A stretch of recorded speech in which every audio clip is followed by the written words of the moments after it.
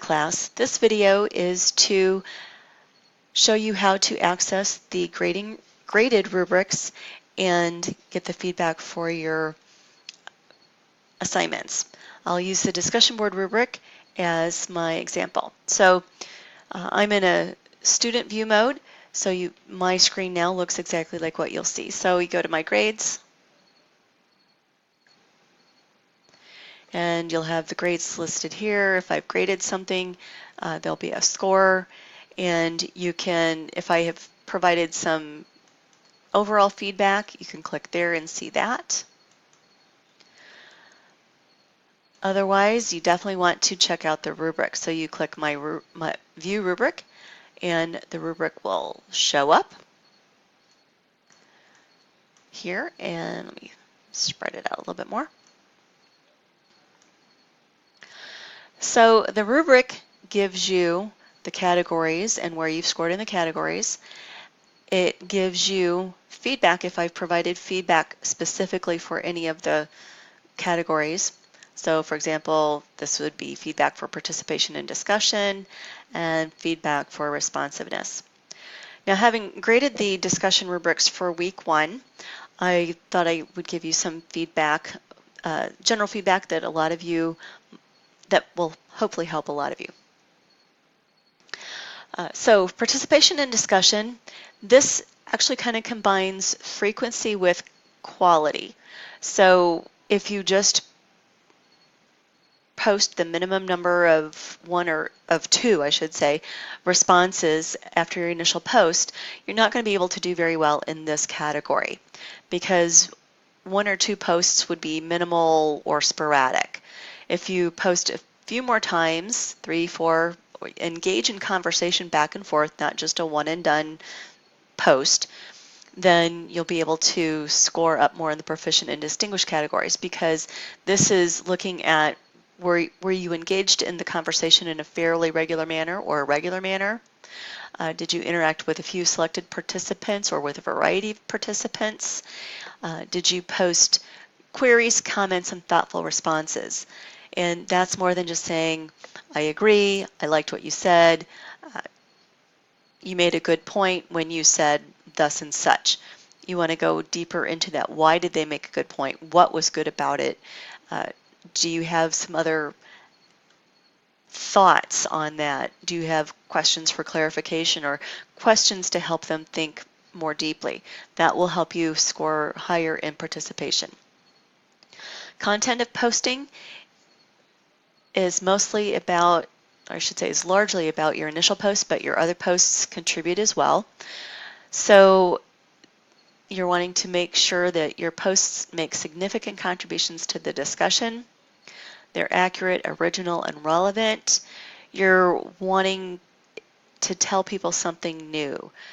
So, for example, people who chose a research question in the last week's discussion that had already had a lot of research done on it would not score as highly as those who came up with a new kind of research question to ask.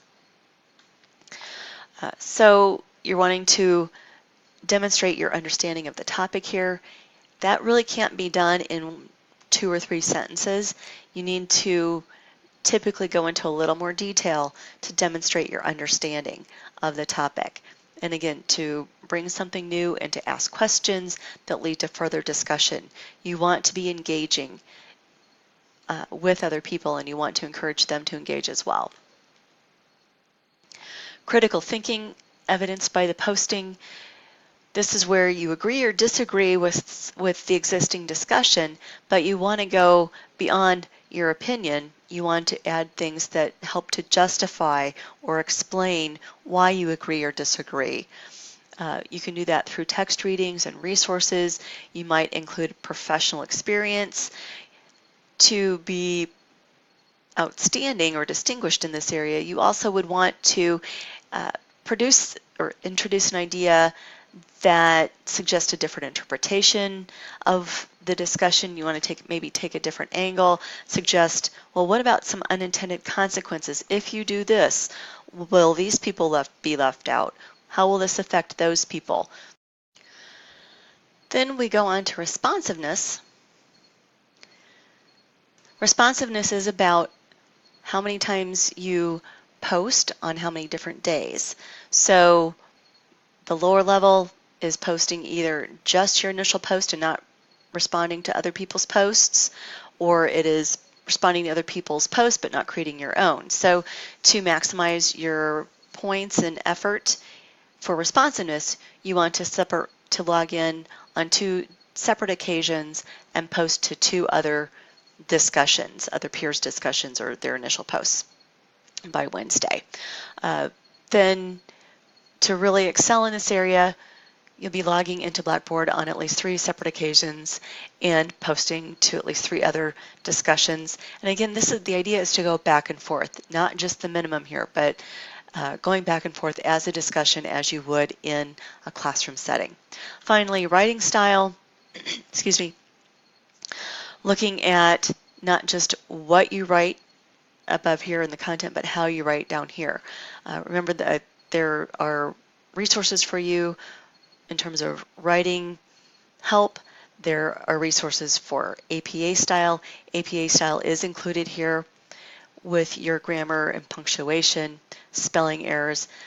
Remember to take the time to do the proofreading. Grammar check, spell check, proofread out loud. Check the APA style for your citations. Are you punctuating correctly? Do you have all the periods in the right place? Are you capitalizing correctly? Do you have all the capitals in the right place? I hope this has been helpful for you and will prove so as we move along in the class. Thank you for watching.